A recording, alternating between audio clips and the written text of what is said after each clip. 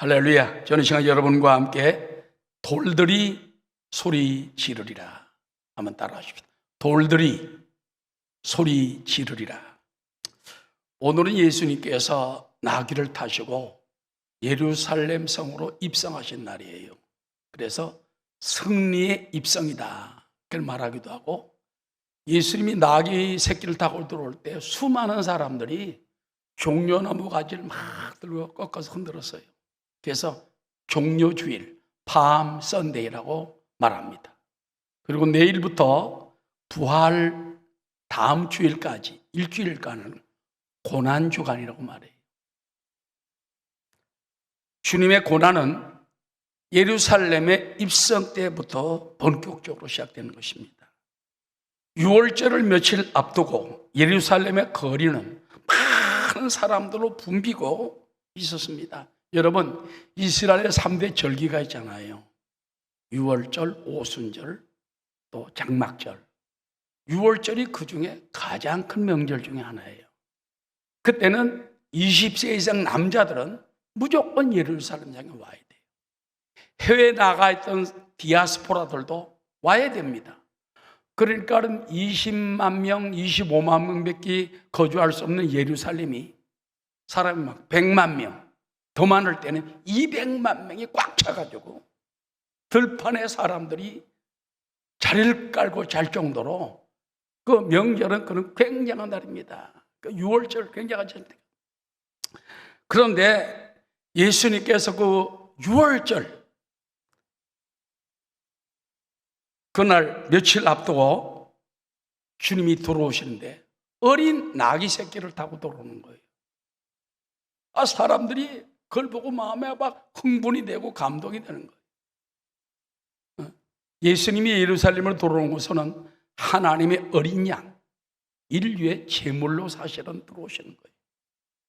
예루살렘 입성은 승리의 입성이지만 인류를 죽게 오시는 것입니다. 그래서 예수님이 감람산으로부터 올라왔는데, 감람산은 감람나무, 영어로 올리브라고 그러죠. 올리브 나무가 많습니다. 그렇기 때문에 올리브산. 그 감람산의 해발 약 800m인데 예루살렘 동쪽 4km, 10리 좀 있습니다. 저도 거기 올라가 본 적이 있습니다. 내려다보면 예루살렘 시가지가 환히 보여요. 예수님은 감람산에서 습관처럼 기도하셨습니다. 도시를 내려다보면서. 그 다음에 멸망해 갈 예루살렘 성, 이스라엘 바라보면서 통곡하며 우셨던 장소가 바로 감람산이기도 한 것입니다. 자, 많은 사람들이 예수님이 예루살렘으로 오신다 소식을 듣고 막 모려들기 시작을 합니다. 그 중에는 예수님이 오병이어의 기적으로 떡 5덩어리와 물고기 2마리로 5,000명을 먹이고 남고 7,000명을 먹이고 남았던, 질병이어로 4,000명을 먹이고 남았던 그런 굉장한 역사이기 때문에 그 소식을 듣고 오는 사람도 있고, 또 얼마 전에 베다니에 사는 나사로를 무덤에서 살렸잖아요. 그거를 보고 들은 사람들이, 야, 어떻게 저 예수님은 죽은 사람을 살리느냐. 그래서 막 구름대처럼 사람들이 몰려가지고 가는데, 예수님 어린 나귀 새끼를 타고 오는데 사람들이 자기 옷을 벗어다가 깔고 종려 나머지 가지를 꺾고 아이들이 막 찬양하러 오늘 찬송을 합니다. 뭐라고 그랬을까요? 찬송하리로다 주의 이름으로 오시는 왕이여, 하늘에는 평화요 가장 높은 곳에는 영광이로다. 호산나 할 때 막 예루살렘이 막 떠들썩하고 천지가 진동을 합니다. 자, 이것을 본 바리새인, 이 사람들은 못마땅한 겁니다. 이들은 형식만 있지 경건은 없는 바리새인들입니다. 오늘 그들은 누가복음 19장 39절에 뭐라고 말합니까? 무리 중 어떤 바리새인들이 말하되, 선생이여, 예수님께 선생이여 그랬습니다. 당신의 제자들을 책망하소서 하거늘 예수님께서는 단호하게 40절에게 그렇게 말씀하십니다. 대답하여 이르시되 내가 너희에게 말하노니, 따라합시다. 만일 이 사람들이 침묵하면 돌들이 소리 지르리라. 영어 성경에 보면 만약에 저 사람들이 찬양을 안 하고 예수님 높이고 호산나 안 하고 찬양을 안 하고 왕의 이름으로 오신 주여 하지 않으면 immediately 즉시 돌들이 소리 지를 것이다. 그러니까 우리가 하나님을 찬양을 안 하고 예수님을 영접을 안 하면 돌들이 소리 지른다는 거예요. 즉시. 여기에서 우리가 오늘 바로 제목이 있는 것입니다. 돌들이 소리 지르리라. 오늘 여기서 저는 몇 가지 말씀을 드리고자 합니다. 첫 번째는 예수님의 예루살렘 입성은 성경 예언의 성취라는 것입니다. 먼저 예수님이 나귀 새끼를 타고 들어오는 곳이 엄청난 예언의 성취예요.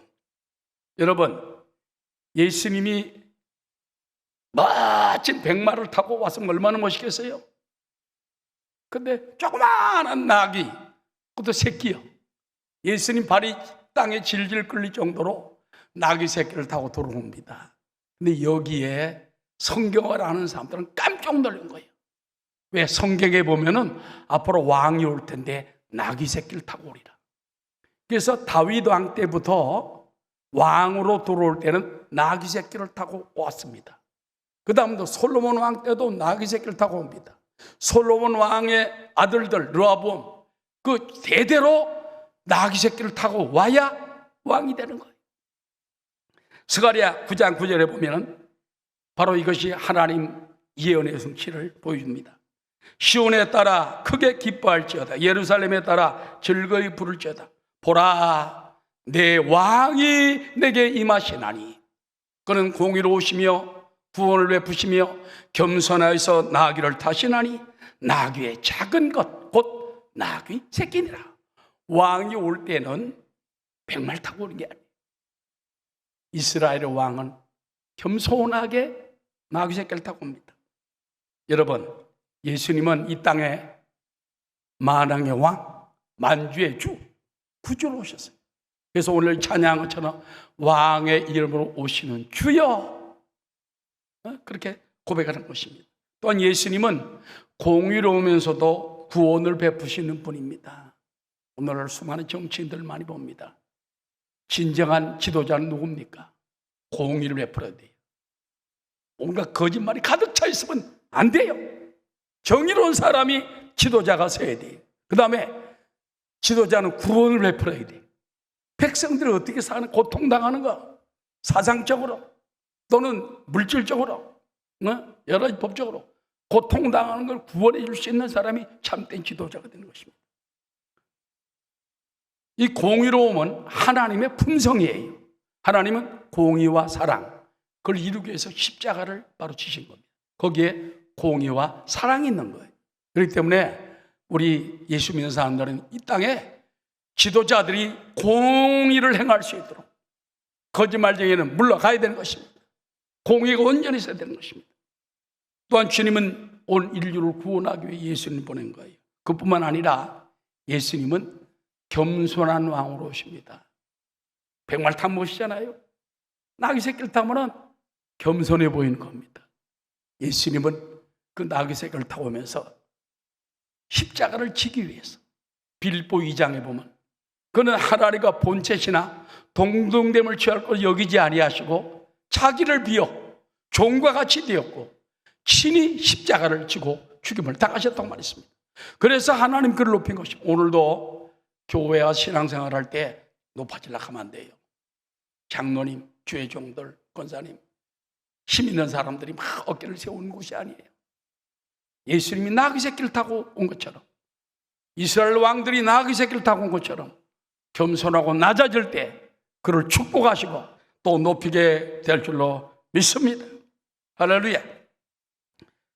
그 다음에 예수님은 마땅히 찬양받으실 메시아. 메시아라는 것은 그리스도, 기름 부으신 자라는 말도 있고 구원자라는 말이 있는 것입니다. 예루살렘에 모인 사람들은 예수님이 온다는 소식을 듣고 종려나무 가지를 들고 나가 흔들며 환호합니다. 종려나무 가지는 열대성 식물로 이 사진에서 많이 우리가 볼 수가 있어요. 바로 저 아닙니까? 종려나무가지 작은데 나무를 꺾으면 무슨 깃발 같죠. 그 종려나무 가지를 흔든다는 것은 사랑, 기쁨, 존경, 환영의 뜻이 있습니다. 그 종려나무 주님을 환영해야 됩니다. 할렐루야. 기뻐해야 합니다. 주님을 사랑해야 됩니다. 주님을 공경해야 되는 것입니다. 여러분, 요한계시록에 보면은 마지막 때 천상에서 수많은 천사들이 종려나무 가지를 흔들고 하나님께 찬양을 하고, 우리도 마찬가지예요. 우리도 종려나무 가지를 흔들며 주님을 찬양하려 온다는 것입니다. 이것이 바로 가장 영광스러운 장면이에요. 보좌와 우뚝 서신 어린 양 예수 그리스도, 그리고 수많은 영혼들이 흰 옷을 입고 종려나무 가지를 흔들 날이 천국에서 온다는 것입니다. 그런데 여러분, 놀라운 일이 있습니다. 예수님은 이미 탄생할 때에 천군 천사들이 예수님을 찬양합니다. 자, 누가복음 2장 14절 보면 지극히 높은 곳에서는 하나님께 영광이요, 땅에서는 하나님이 기뻐하신 사람들 중에 평화로다. 예수님이 땅에 오신 것은 하나님께 영광이요, 땅에 평화라는 겁니다. 그런데 오늘 누가복음 19장에도 똑같은 말을 합니다. 누가복음 19장 38절. 이건 예루살렘 입성 시에 수많은 사람들이 찬송한 말입니다. 찬송하리로다. 주의 이름으로 오시는 이여, 따라하시오. 하늘에는 평화요, 가장 높은 곳에는 영광이라도 하니. 여러분, 당시 모습에 대해서 마태복음 21장 9절에 더욱 상세히 이렇게 기록합니다. 앞에서 가고 뒤에서 따르는 무리가 소리 높이 이르되 호산나 다윗의 자손이여 찬송하리로다. 주의 이름으로 오시는 이여, 가장 높은 곳에서 호산나더라. 이 호산나라는 말은요, 따라하시오. 오 구원하소서, 그 말이에요. 오 구원하소서, 호산나. 예수님이 오실 때에 종려나무 가지를 흔들며 천성에서 하는 것처럼, 오 주여, 왕의 이름으로 오시는 주여, 호산나, 구원하소서. 여러분도 호산나를 자꾸 외쳐야 돼요. 주여, 호산나, 구원하소서, 구원하소서. 병든 몸에서 구원하소서, 병든 영혼에서 구원하소서, 죄악에서 구원하소서. 자꾸 쓰러지고 넘어지고 엎어지고 하나님을 기쁘게 해드리지 못합니다. 호산나, 구원해 주소서. 호산나 교회라는 교회도 있지 않습니까? 여러분, 이러므로 우리는 이 호산나라는 구원하는 말을 많이 해야 되는데, 이 말씀은 원래 시편 118편 25절에서 인용된 것입니다. 야훼여 구하옵나니 이제 구원하소서. 이것이 호산나. 야훼여 우리가 구하옵나니 이제 형통하게 하소서. 그래서 늘 우린 시편에 있는 말씀처럼 주여 구하옵나니 나를 구원해 주시고, 구하옵나니 형통하게 하시옵소서. 형통, 다 풀어지는 것.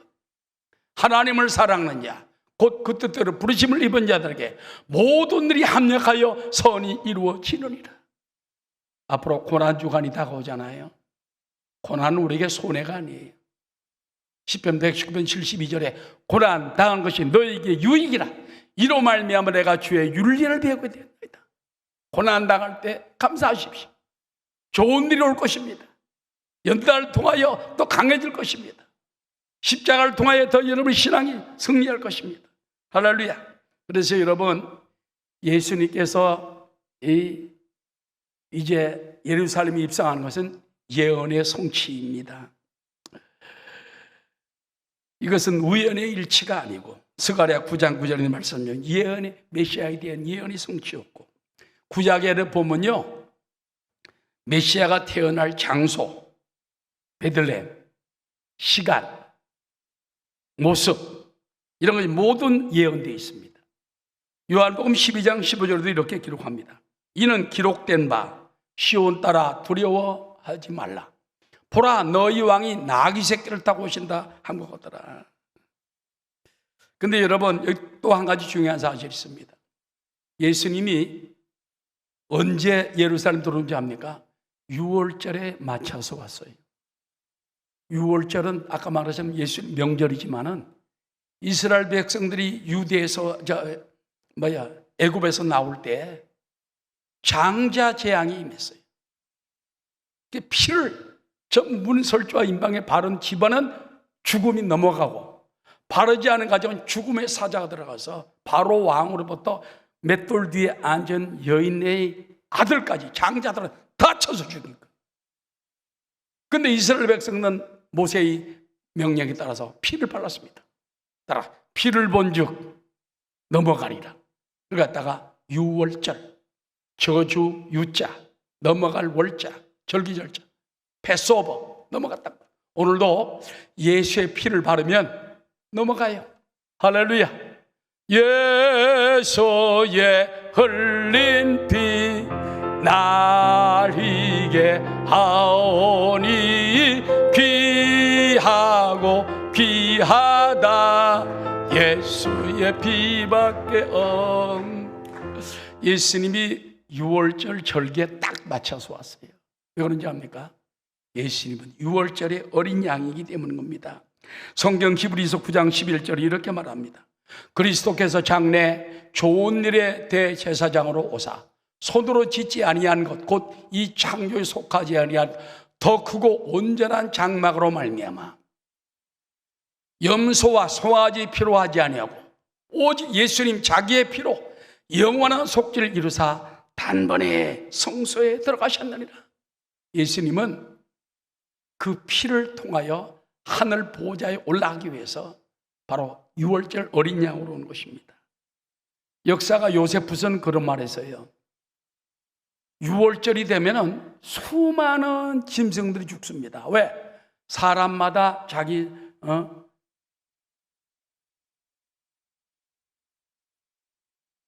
한 사람 대속할 어린 양이 필요해요. 근데 해마다 얼마나 죽었냐? 약 25만 마리가 죽었대요. 어린 양들이 피를 흘리고. 그래서 예루살렘은 6월절 피바다입니다. 피바다. 피가 막 강처럼 흘러내려. 성전에도 흘러내리는 그 피가 강처럼 흘러내리는 거예요.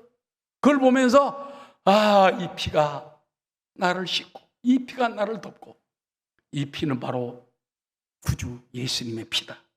그들은 하게 된 것입니다. 메시아의 피다. 그래서 여러분, 예수님은 인간의 피를 씻기, 죄를 씻기 위해서 이같이 피를 흘린 것입니다. 이사야 53장 5절에 이렇게 말합니다.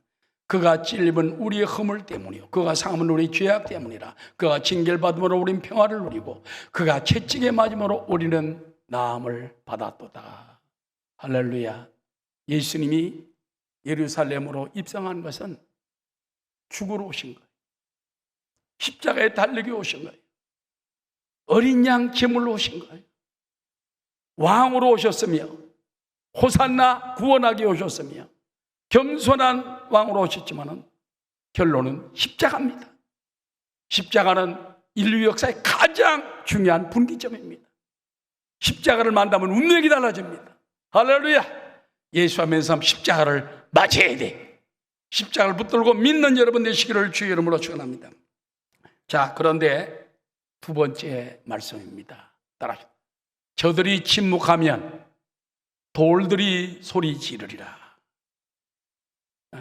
여러분, 예수님이 그렇게 막 영광 가운데 오는데 그 바리새인과 의심하는 사람들은 예수님께 말합니다. 선생이요, 저렇게 막 왕으로 당신을 갖다 왕이라고 그러고 주라고 그러고 호산나라고 그러는데 그걸 가만히 듣고 있습니까? 못하게 하십시오. 근데 예수님은 뭐라 하십니까? 내가 너에게 말하노니 만일 저들이 침묵하면 즉시 돌멩이들이 일어나서 소리치리라. 여러분, 우리가 성경에 보면요, 세상의 모든 만물들은 하나님을 찬양하게 만들었어요. 온 땅이여 주를 찬양하라. 온 만물들아 주를 찬양하라. 산이나 바다나 이런 만물들도 보면 다 하나님을 찬양해요. 세계 여러 번 유명한 나라가 많잖아요. 제가 히말라야 산에 가봤습니다. 우리 그 셋째 아들에게서 선교사하기 때문에 제가 2번 갔고, 우리 교회에서 또 교회 지을 때 성도들이 또 헌신하고 기관에서 헌신해가지고 잘 지었는데 히말라야 산이 막 8,828m입니다. 산고기. 눈 속에 쌓여 있고 구름 속에 쌓여 있어요. 잘 안 보여요. 날 좋을 만 꼭대기 보입니다. 야, 중간에 올라가 봤어요. 우리 장로님들 2분하고 3분인가? 장로회 회장님, 부회장님, 그다음에 우리 한일장 같이 올라가가지고 그 4,000m 정도 올라가 봤는데 거기까지 차가 올라가요. 근데 정말 하나님의 세계가 이렇게 아름다운 거야. 그 높은 산들이 하나님을 다 찬양하는 것 같아요. 그래서 여러분 미국 같은 데도 보세요. 그랜드 캐년이나 뭐 옐로우스톤이나 이런 어마어마한 장관들 보면 다 산들이나 바다나 나무들이 하나님을 찬양하는 것 같아요. 근데 여러분 로마서 1장에 보면 그런 말씀이 있습니다. 하나님이 만드신 만물에 하나님의 신성과 권능이 들어있어. 그걸 보면은 믿지 않을 수가 없다. 그래서 우리는 자연 만물을 통해서 하나님을 깨닫고 믿어야 된다는 겁니다. 믿습니까? 예수님께서는 바로 그와 같이 말씀한 거예요. 너희들이 침묵하면 자연들이 소리친다. 돌멩이까지 소리친다. 우린 돌들이 소리치기 전에 우리가 먼저 그리스도를 인정하고 찬양하고 영광 돌린 여러분 되시기를 주의 이름으로 축원합니다. 여러분 우리는 담대히 복음을 전하고 찬양의 삶을 살아야 됩니다. 침묵은 죄라는 말이 있어요. 만일 반드시 해야 할 말을 하지 않으면 그건 죄가 되는 것입니다. 여러분 우리 시민권 선서 같은 거 할 때 당신은 한국 시민으로 모든 걸 다 이제 순종하겠습니까? 예 안 하고 가만히 있으면 절대 안 줍니다. 미국서도 마찬가지야. 미국 시민권 할 때 예스 그걸로도 주는 거예요. 침묵은 죄야. 침묵은 구원과 은혜를 잊어버리는 거예요. 사람이 마음으로 믿어 의에 이르고 입으로 시인하여 구원에 이르느니라. 날마다 입으로 시인하고 복음을 전하고 영광 돌린 여러분 되시기를 주의 이름으로 축원합니다. 여러분 우리는 이 고난주간을 복음을 전파하는 기회로 삼아야 됩니다. 복음을 가장 잘 받아들이는 나이가 언제일까? 어릴 때일까? 늙어서일까? 어떤 분이 미국의 선교학자 아넬 모처 박사라는 분이 있습니다. 이분이 최근 자신의 책 나라를 살리는 길을 통해서 70세 이상의 크리스찬 297명에게 당신 몇 살 때 회심했습니까? 예수 믿었습니까? 깜짝 놀랐어요. 어려서나 또 나이 먹어서인 줄 알았더니 20대, 30대에 구원받은 사람이 60%가 넘어 63%가 되더라는 거예요. 그리고 나이가 50, 60대 구원받은 사람은 한 5, 6%밖에 안 돼요. 나머지는 어려서부터 구원받은 사람. 그래서 20대, 30대가 가장 복음을 잘 받을 때 여러분 자녀들 전도하십시오. 주께로 이끄시기 바랍니다. 이제 다음 주와 그 다음 주 2주가 우리 전도 새신자 전도의 때 아닙니까? 이 하나님 말씀을 기억하라고. 예수님이 이 어마어마한 사랑, 예수님은 길이요 진리요 생명이고 예수님 아니고는 천국 못 갑니다. 지옥에 빠져요. 유황불에 떨어져요. 영원히 멸망받습니다. 그렇기 때문에 우리가 자녀들을 사랑하는 것 제일 큰 사랑은 전도예요. 구원이에요. 복음 증거인 줄로 믿습니다. 스위스의 법률가이며 철학자인 칼 힐티라는 사람이 있습니다. 이 사람은 잠 못 이루는 밤을 위하여 라는 책을 썼어요. 저도 그 책을 젊을 때 몇 번 읽은 적이 있습니다. 거기 보면 뭐라고 그랬냐? 생명이 없는 사상을 지적하면서 그 생명은 예수 그리스도의 복음과 그 복음을 실천할 때 온다. 복음을 받아들이고 복음을 따라 살 때에 생명이 우리 가운데 역사하게 된다는 것입니다. 그러면서 특별히 잠 못 이루는 밤은 인생과 인생의 방향을 성찰해보는 귀중한 시간이다. 왜 잠이 안 오느냐? 그때 인생을 깊이 성찰해보라는 거예요. 내가 어떻게 살았는가? 앞으로 어떻게 살 것인가? 어떻게 하늘 영광의 나라의 영원히 살 것인가? 그래서 그는 이와 같이 말했습니다. 잠 못 이루는 밤에는 성경을 읽어라. 그게 결론입니다. 여러분, 사랑하는 성도 여러분, 우리가 복음 속에 살아야 돼. 마지막 간증 하나 하고 마치겠습니다. 미국의 복음성가 가수 피터빌 혼시라는 사람이 있습니다. 아이오와주 포트 메디슨 형무소에서 죄수들을 위해서 노래하는데 노래 제목이 뭐냐? 날개가 상한 새는 하늘을 날지 못한다. 날개가 상한 새는 하늘을 날 수 없다 하는 노래인데, 노래 끝나고 딱 내려오는데 한 불량 청년이죠. 청년이 딱 붙들더니, 나처럼 날개 상한 자는 영원히 희망이 없나요? 처절하게 묻더래요. 그 말이 마음에 딱 남은 거예요. 그 집에 돌아와가지고 안 되겠다. 그래서 글을 씁니다. 작사라고 작곡을. 그러면서 복음성가 하나를 만들었습니다. 내용은 이렇습니다. 예수에게 가면 무슨 죄도 용서받는다. 예수님께 맡기면 실패한 과거도 새롭게 된다. 주님의 사랑에 그대를 맡겨라. 그대의 날개는 다시 새로워지고 날개는 높이 높이 푸른 하늘로 날 수 있을 것이다. 세상에 그 한 사람의 질문 때문에 이 비론 씨가 생각이 달라진 거예요. 비터가. 그래가지고 날개가 상한 자는 못 다룬다 해서, 아니다, 예수님께 오면 새로운 날개가 생긴다. 역사가 변화된다. 20년의 세월이 흘렀습니다. 어느 날 비론 씨가 YMCA에서 복음성가를 부르는 집회가 있었는데, 노래를 딱 부르는데 한 육군 대령이 쫙 나오더랍니다. 제가 간증할 것이 있습니다. 육군 대령이에요. 나는 20년 전 나는 아주 죄악된 생활을 계속하던 불량 소년이었습니다.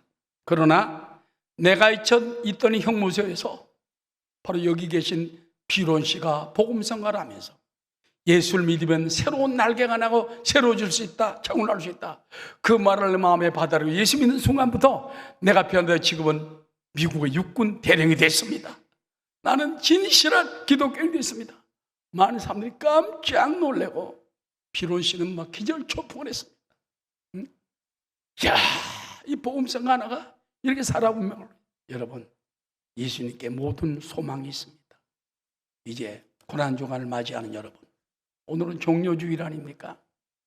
우리도 종료 나머지를 꺾어서 주님을 찬양하고 존경하고 사랑하고 환영하고 모셔드리고 복음을 전하고 이 기쁜 소식을 온 천하에 전하는 기회가 되고, 고난주간을 통하여 부활의 승리에 이르는 여러분 다 되시기를 주의 이름으로 축원합니다.